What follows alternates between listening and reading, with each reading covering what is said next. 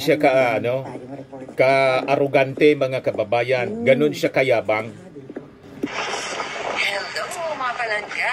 Pero itong mga kayabangan po ni Maharlika, tingin ko po madali nang matapos. Tulad ng kayabangan ni Digong po, na natuldo ka na po. Dahil ngayon po, nakakulong na siya. At malabo po na yung mga petitions at panawagan for interim release ni Digong ay mangyari pa. Kasi po, sabi nga sa Bible, pride comes before the destruction. And a haughty spirit before a fall. Sabi yan ni King Solomon, mga kababayan, sa Proverbs 16, verse 18. Hindi po yun magkakamali. O ngayon, sino-sino yung mga in-invite mga kababayan ng Trike? Ito naman po yung bago naming product na binibenta online. iGlow Serum, whitening po siya. Tingnan ninyo yung epekto sa aking anak na architect before and now. Yung mga inquiries po ninyo, dumiretso na lang kayo sa kanyang Facebook account, Riz Maravillas. Dito na muna tayo mga kababayan sa ating joke time before natin pag-usapan yung issue sa fake news. Kasi ngayong araw na to, continuation ng hearing ng TRICOM sa Congress para labanan po yung paglaganap ng fake news. So dito muna tayo sa kwentong katatawanan para iwas stress. Padala po ni Andres Boca. Nagpa-check up si Pedro sa kanyang doktor. Sabi ni Pedro, Dok, gusto ko pong magpa-check up sa'yo. Gusto ko kasing malaman kung hahaba pa yung buhay ko. Madaling sabi, chinik up ng doktor. Sabi ng doktor sa kanyang pag-check up, sige anya, huminga ka ng malalim. Sabi ni Pedro, ano anya Dok yung findings mo? Sagot ng doktor, may bad news anya ako at good news sa'yo. May good news at bad news. Baliktadin natin. May good news at bad news anya ako sa'yo. Siyempre natuwa si Pedro. Dok, sabi niya, ano po yung good news? May siyam ka anyang buhay. Sa pusa, siyam yung buhay. Siyempre tuwang-tuwa si Pedro. Imagine, siyam yung buhay niya, sabi ng doktor. So ano anya yung bad news? Sabi ng doktor, ang bad news anya, yung siyam mong buhay, lahat na may taning, 3 months na lang. Siyam nga yung buhay po, pero 3 months na lang ang taning ng bawat buhay niyang siyam. Romantic na po, joke man lang. 200 pesos, pakipadala na lang ng GCash number po ninyo. Kasali ka na rin sa ating monthly draw, 5,000 pesos yung cash prize pag nabonot. Kung hindi ka mabobonot, sa December qualified ka pa rin. 10,000 pesos yung cash prize. So kasama ka na rin dito sa ating raffle draw. Dito na tayo mga kababayan sa ating topic kasi ongoing ngayon po yung ginagawang hearing ng TRICOM. Ang presiding ngayon si Congressman Johnny Pimentel. Kasi talaga pong malala yung paglaganap ng fake news. Sabi nga po ni Executive Secretary Lucas Bersamin, kailangan na niya talagang habulin ang mga nagpapakalat ng fake news. Yan, sabi ni Bersamin, fake news peddler should be prosecuted. Alam niyo ba? Alam niyo po mga kababayan na ang mundo kung bakit nasadlak tayo sa napakalaking problema dahil po sa fake news, lies and fake news. And based sa history ng ating mundo, ang unang fake news nagsimula noong creation story, period pa ng Genesis. From the very beginning, sabi ko nga sa inyo po, ang author ng lies and fake news po, mismong si Satanas, the father of lies, mga kababayan, si Satan. Kaya nga po, itong mga fake news peddlers, walang dinudyo sila. Yung totoong Diyos, kung the God of this world, Satan, yun po ang impluensya nila po. Kaya di tayo nagtataka mga kababayan kung bakit itong karamihan sa mga fake news peddlers, these are followers ni Digong na pinagmumura yung Diyos mismo. At itong mga DDS vloggers, napakasinungaling. Kasi nga po, ang sinusundan nila is the father of lies, Satan mismo. And alam niyo ba mga kababayan na ang unang naging biktima ng fake news, si Adan mismo? Si Adan at si Eva, biniktima ng fake news. Grabe naman na niya, Mr. Maravillas, kung ganon. This is not new, mga kababayan. Sa totoo lang. Gusto ninyong makita ang ebidensya. Kaya na-fall to sin, mga kababayan, yung unang tao, the first couple, si Adam and Eve, dahil po biktima siya ng lies and fake news. Na-record po siya sa Genesis chapter 2 verse 17, mga kababayan. Ibigay ko po sa inyo. Yan po, sabi sa Genesis chapter 2 verse 17. But you must not eat from the tree of knowledge of good and evil, for when you eat from it, you will certainly die. Yan sa King James Bible po, napakaganda. But of the tree of knowledge of good and evil, thou shalt not eat of it, for in the moment, the day that eatest thereof, thou shalt surely die. Yan ang sabi ng Diyos, mga kababayan, kay Adam and Eve. Binigyan ng duda ng dyablo. Totoo kaya niya ang sinabing ito? Doon na fall, mga kababayan, si Adam and Eve. Biktima po siya ng fake news and lies. Lies and fake news. Yan po. Now the serpent was more crafty than any beast of the field that the Lord God had made. And he said to the woman, kay Eve po, did God anya really say, you must not eat from any tree in the garden? The woman answered the serpent, may we eat the fruit of the trees of the garden? Biniktima po ni Satanas si Eva, tinaniman ng duda yung kanyang isipan. Ganon ang ginagawa ng mga fake news peddlers kasi ang inspirasyon nila po si Satanas mismo. Nagtatanim sila ng duda sa pamamagitan ng pagpapalaganap ng kasinungalingan. Ganon kaseryoso po ito. This is the work of the evil spirit, mga kababayan. So we have to fight the evil by exposing the truth. Kaya tama po ito na ginagawa ng TRICOM. Atindihan niya, Mr. Maravillas, ang presentation mo. Biblical. Biblical po talaga kasi ang kasinungalingan, ang author niyan, mga kababayan, si Satanas. Kaya wag na kayong magtaka kung bakit kung magsinungaling po itong mga DDS. Ganon-ganon na lang po. Huwag na kayong magtaka kung bakit napakasasama ng kanilang mga pag-uugali. This is actually a spiritual battle at natutuwa tayo na nilalabanan ito ng ating Congress, ng ating administrasyon. These evil forces, mga kababayan, nasabi po ni Lucas Bersamin, talaga pong dapat nahabulin. Yan sabi ni Bersamin, no? Our condition now is very difficult. The impact of the fake news, terribly niya. Terrible. Yan, our condition now is very difficult. The effect of fake news is terrible. It's not only the Philippines. It's the entire world that is suffering from the brunt of the deceit that is derived from fake news. It's terrible. It should be prosecuted. Kaya wag na kayong magtaka kung bakit itong mga fake news peddlers na karamihan po, mga DDS vloggers, ang sasama ng ugali nila. And they're so proud, mga kababayan, to be associated doon sa idol nilang napakasinungaling. Kasi nga po, ultimately, you can trace the author of lies kay Satanas mismo. Kita ninyo? Kaya ginagamitan natin ito ng bersikulo for you to have that deep understanding of the root of this evil. Para po dapat tayo magkaisang labanan ang spread ng fake news na naging kausa po ng dibisyon, pagkakawatak-watak ng mga Pilipino. So sabi dito, Bersamin was asked to react to the recent statement of the NBI that it would coordinate with the Interpol in tracking down Filipinos in other countries who are spreading fake news. The arrest of former President Rodrigo Duterte last month has fueled a surge of false information on social media, with many Filipinos falling victim to fake statements, unverified reports, and misleading content. The NBI said it is probing around 20 people who are disseminating false information on various topics and is looking into their funding sources.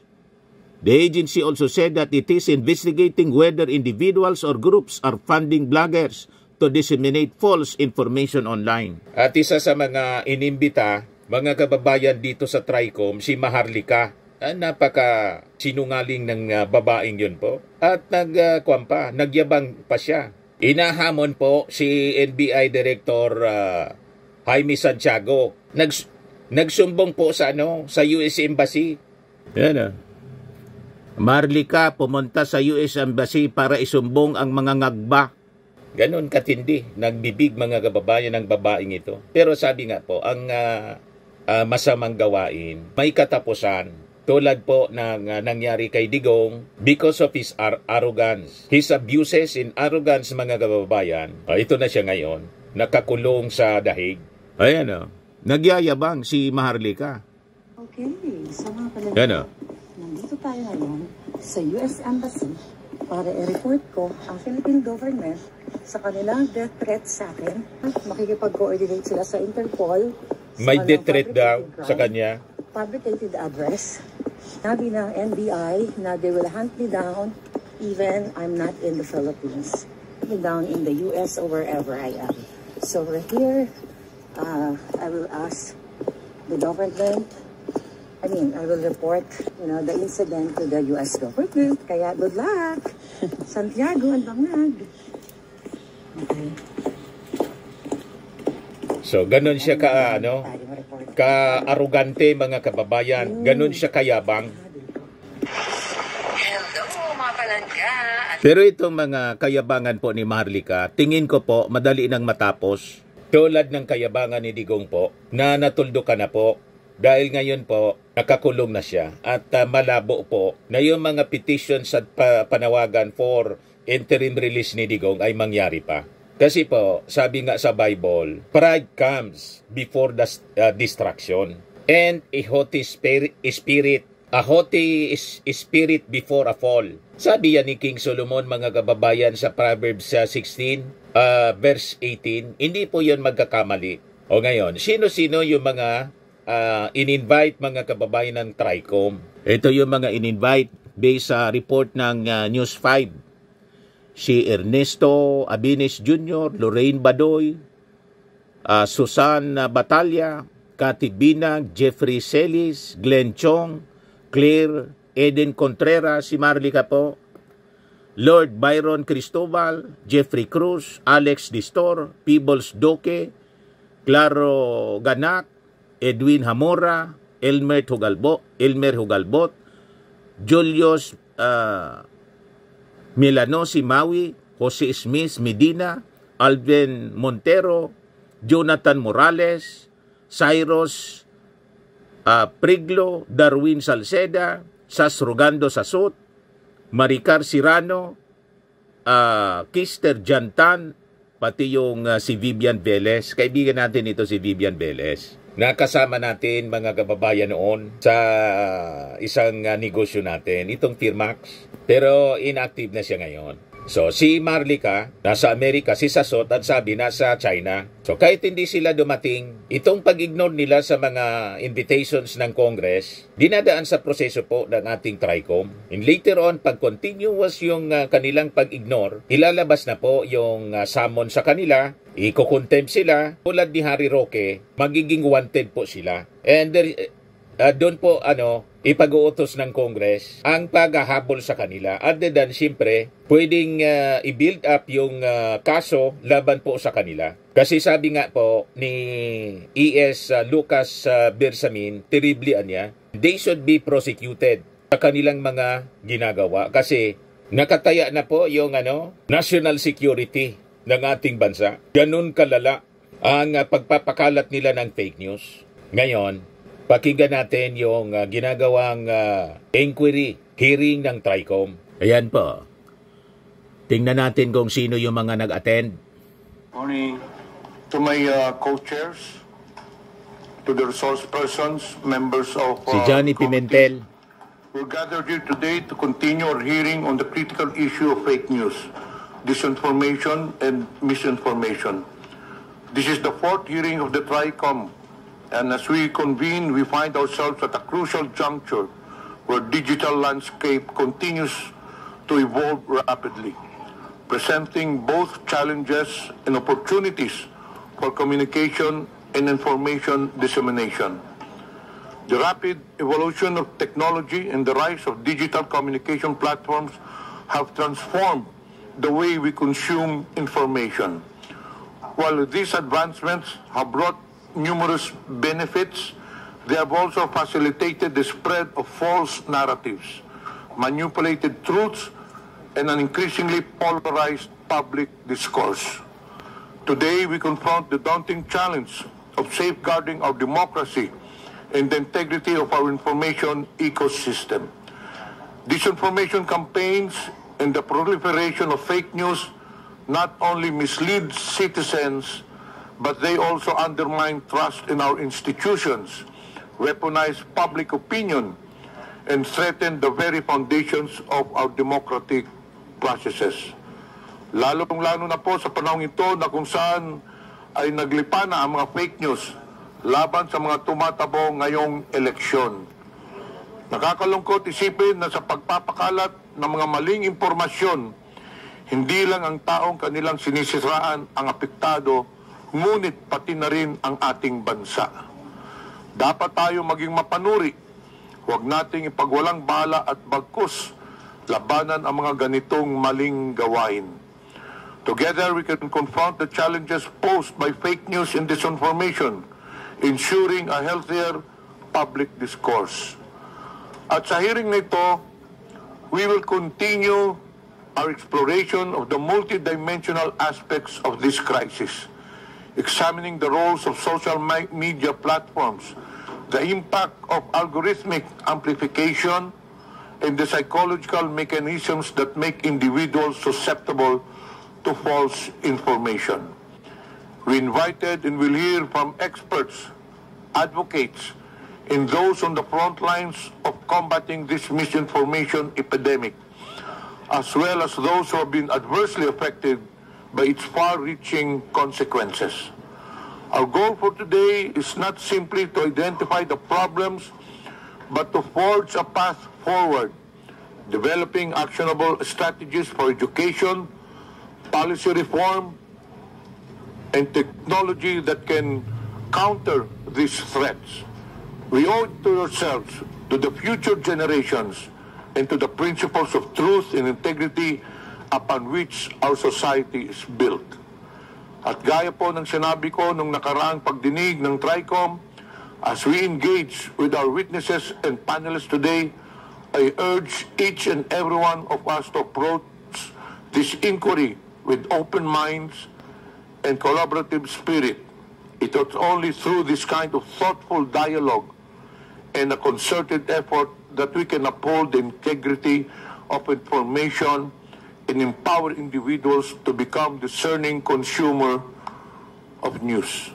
I hope everybody will engage thoughtfully and openly as we delve into this pressing issue that not only threatens our present, but also shapes our collective future.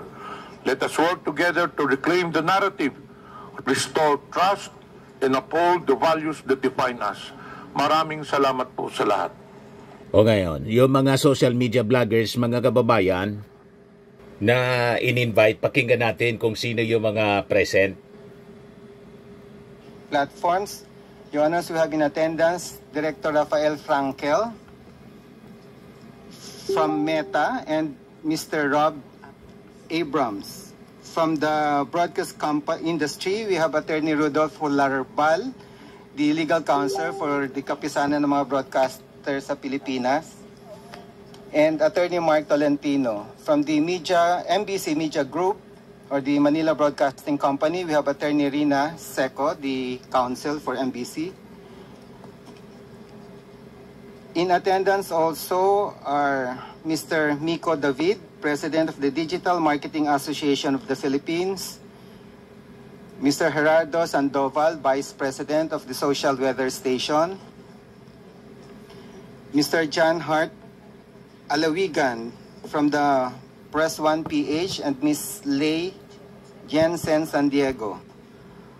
From civil society organization, from Scamwatch Philippines, we have Mr. Josel de Guzman. Ayan, nandyan si Glenn Chong, some social media Dr. Mata. We have in attendance Ms. Grisette Laureata Chu, Ms. Elizabeth Joy Cruz, or Ms. Joy de Vivre, Attorney Rose Beatrix Trixie Cruz Angeles, Dr. Ethel Pineda Garcia, Mr. Manuel Mata, Dr. Richard Tesoro Mata, Mr. Elijah San Fernando,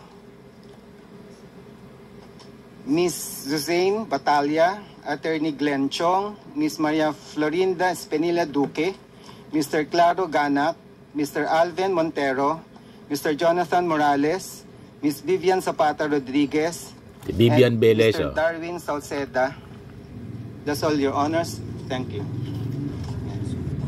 Thank you, Comsec. So yun mga kababayan, seryoso yung ating gobyerno. Natuldukan ang ganitong uri ng kalakaran na masyado na pong inabuso ang social media ng mga social media vloggers. At tayo, personally, as a vlogger mga kababayan, sangayon tayo na regulate po ang paggamit ng social media kasi po napaka-toxic na po ngayon ang social media. Kailangan talaga mag-craft ng mga policies tulad ng objective nitong TRICOM mga kababayan. Tama po? At itong ating programa mga kababayan, atid sa inyo nitong ating mga sponsors. Fairmax Framing and Lifting Cream. Pinapay po sa mga pulses in affected area. Mainam po ito sa mga pains at paninigas ng mga kaso-kasuan. Ito sa mukha naman yung application, anti-aging, Automax po siya. Ito ay Glow 60 mga kababayan. Whitening po siya. Made in South Korea. Ito naman po, Ningxia Red Mix Fruit Drink. Gawa po siya sa goji berry. May anti-cancer properties po siya. At sa mga nagana po ng malinis and spacious fitness gym, pumunta lang po kayo sa aming Colossal Fitness Gym. May Grab Car Rental din po kami. At bills payment po sa aming office. At saka sa mga mahilig po sa mga imported bags, manood po kayo sa live selling ni Madam Aileen Rosales sa kanyang Aileen Closet po. Pati mga shoes, ito yung kanya po. Ito yung kanyang page. Kita ninyo, napakagandang mga online selling po siya. Si Madam Aileen Rosales. At cellphone number niya po, 773-798-7816.